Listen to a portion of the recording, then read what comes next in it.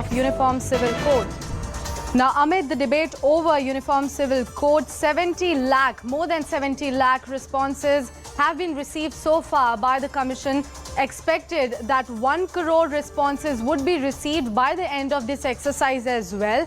Now, humongous support has been received in support of Uniform Civil Code from Muslim women. This coincides with the survey that we actually conducted, the survey that was conducted by CNN News18 exclusively. Now, some of the responses with CNN News18 actually could manage to show some common demands from prominent Muslim women bodies as well. So this is a big breaking news coming in about all that hubbub and discussion going on around and the debate that is going on around the Uniform Civil Code and its implementation. I have CNN News18's Ananya Bhatnagar joining me on the broadcast. Ananya, very good morning to you. Could you give us all the latest development about the responses that we have received, and how does it coincide with the responses that CNN News18 exclusively received from the ground?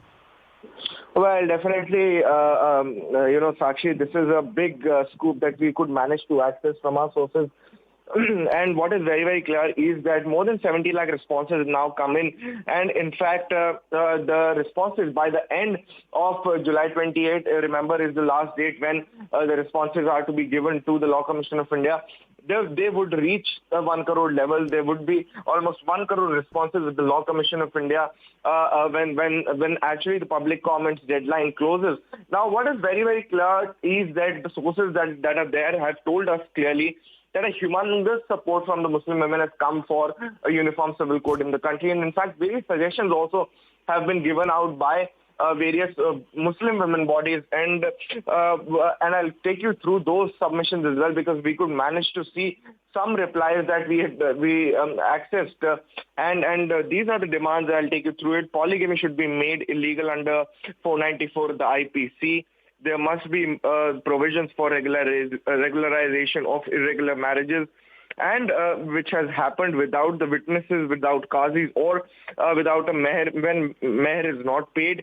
Witnesses to the marriages must be adults with verifiable documents of age. And in fact, what is a very, very important demand and a very unique demand that has come in is that female qazis should also be there to actually do nikah nama.